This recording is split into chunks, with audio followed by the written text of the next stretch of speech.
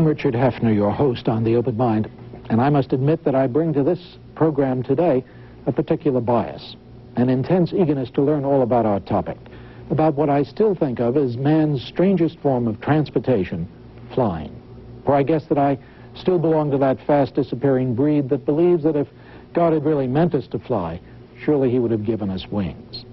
But being what sophisticates unhappily call bicoastal, traveling by air probably 150,000 miles each year, I do have an intense personal interest in knowing all that there is to know about airplanes and airlines. And so every couple of years I invite to The Open Mind my old friend and informant, Richard Whitkin, aviation reporter for the New York Times, and ask him to share with us his bird's-eye view of what's going on in the sky. Dick, thanks for joining us again here on the Open Mind. And I guess I should begin by saying, look, the controller strike, the air controller strike, has been over for some time now, and I wonder whether there are some residual concerns about it that the average air traveler should have. Well, there have been residual concerns expressed by some officials, notably the National Transportation Safety Board and a three-man independent committee that was set up by the Federal Aviation Administration. But mostly these concerns have to do with the future, how long we can keep the skies as safe as they are now, with a lot of new controllers being trained, a lot of old controllers retiring, and traffic being restored to the levels it had before the strike. You mean we were all right when the traffic was cut back, and now we have another concern when it's restored?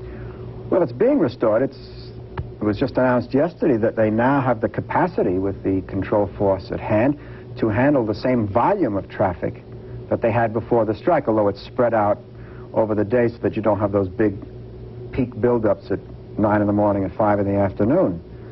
So that's not a problem. I think, if anything, we have shown that traffic since the day of the strike, which was August 3rd, 1981, has been, if anything, safer than it was before the strike, for a lot of reasons. What are those reasons? Well, for one thing, the first thing the FAA did was to cut down the flow of traffic. There were quotas established, not only to the 22 busiest airports in this country, but through the busiest en route sectors. That's a sector between one terminal, the New York area, say, and Chicago, another area, because there were a lot of strikers. So the second, probably the most important thing they did, or one of the most important, was to separate traffic flying between two terminal areas by something like 30 to 40 miles on a particular route, whereas previously they could crowd them as close as 5 miles. Thirdly, if you remember before the strike, if there were delays, you'd get in the air and you'd reach New York, and then you might circle for an hour, hour and a half in a stack with a lot of other planes up in the thick soup over New York. Well, that is inherently not the best way to fly. Now, if there are going to be delays, they can predict them by computer, and the delays are taken on the ground at the point of departure while you're still sitting on the taxiway. Are you suggesting that if the controllers hadn't walked out when they did, we'd still be stacked up? That we wouldn't have adopted this new procedure? I'm not sure. I think we would have gradually gotten to some of these new procedures, because when the strike began almost 2 years ago, we were making a lot of progress, and had been for some time, in translating from the old-fashioned air traffic control of 15, 20 years ago, when people were writing things by hand and juggling what they called shrimp boats and keeping track of things in a very old-fashioned way. An awful lot of automation was coming into the system. And the more automation that comes into the system, the safer air traffic controllers become. Dick, do you think that if we were either to turn the... Well, no, forget about turning the hands of the clock back. You and I know we can't do that.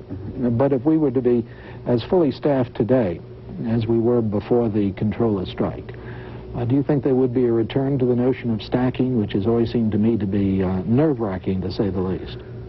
Well, they have never given up the idea of stacking, and because you can't completely predict when a snowstorm is going to hit an area, so at times there will continue to be stacking. But what they have tried to do so far is to limit the possibilities of this, because the new controllers being trained are not accustomed to handling 4, 5, 6 planes circling above one another at 1,000-foot intervals. You will always have a certain amount of stacking, but I think more and more, particularly to save fuel, you will have planes waiting on the ground at the departure point. There are some economic inhibitions against this, because the airlines think, well, there's more space up there, and while they are very careful to be as safe as they can, they still figure, well, there's space up there. Let's get to the other end and see what the weather's like, and maybe we can find a slot to come in on. And you have to strike a balance. Economic inhibitions, that's a nice phrase. What do you mean?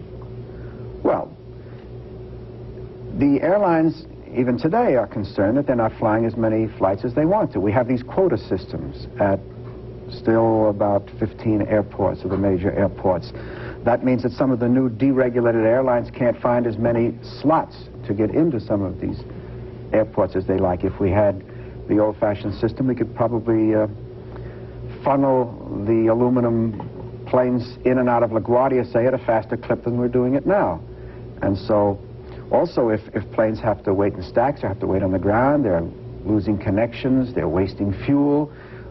One of the things that the Deregulation Act of the fall of 1978 did was to transform the aviation structure somewhat. We used to have a lot of point-to-point flights, New York, Los Angeles, New York, San Francisco. Now airlines are finding more and more with deregulation, with the new competition from the new Johnny-come-latelys, that the hub-and-spoke system has developed. It's a much more economical thing, particularly with fuel shortages, to funnel. This was all pioneered by Delta, primarily in the eastern, down in Atlanta. If you wanted to go anywhere in this country, in that southeastern region of the United States, you had to go by way of Atlanta. Either change planes or the same planes. All the planes go into Atlanta, then you change planes, or all the other planes would go out. And this way, you had control over your own traffic. Delta, if you had to go, say, from Birmingham to Washington, would carry you from Birmingham to Atlanta to Washington. But if some Johnny-come-lately came on the route and went from Birmingham direct, then Delta's got problems. And so they try to keep as much control of the traffic as they can by having this hub-and-spoke system. Are you satisfied that deregulation has had only economic implications for air travel and hasn't impacted upon the safety of travel? I'm not satisfied, no. I have no proof that there's been any deterioration so far, but I think that well, first of all, you have to start out with the premise, with the established fact that the airlines have been in terrible shape for the last 3 years. They've lost hundreds of millions of dollars. Now, this is due to a combination of things. We have a recession. We have had a huge, until recently, surge in the price of fuel, which amounts to 30% of their operating costs. And we have the new competition from deregulation, where you have a lot of new airlines that can come on routes, and you have the fare wars. This has been perhaps the biggest single recent blow that the airlines have suffered. A new airline comes into a market, skims the cream off that market, even sells a loss leader in order to try to grab a hold in that market, and everybody tries to match it, and everybody's standing around shooting themselves in the foot. So then when you get into a very bad economic situation, one wonders whether well, if people are up against the wall and you're even threatened with bankruptcy, and we've had a couple, one of the tempting places to cut corners is in maintenance, in the number of mechanics you have, and the parts you change, and the parts you inventory. It's a constant problem, and so far we haven't seen any flagrant examples of this, but it could be. Look, I don't, and you know that over the years I've never tried to put words in your mouth, but you're knowledgeable in this area. You get around, you talk to the people who are involved. Your answer to my question seems to indicate that you're somewhat uneasy. Do you want to be more specific about uneasiness about safety? Yes, well, we have, I am somewhat uneasy, but I can't really specify too much. I mean, for instance, take the crash in Florida that occurred in a little over a year ago, when the plane took off in terrible weather. The two pilots were relatively inexperienced in flying the Boeing 737. They had been flying mainly in the South for an airline that had a huge percentage of its flying in good weather. They had very little experience with snowstorms and how you operate in snowstorms.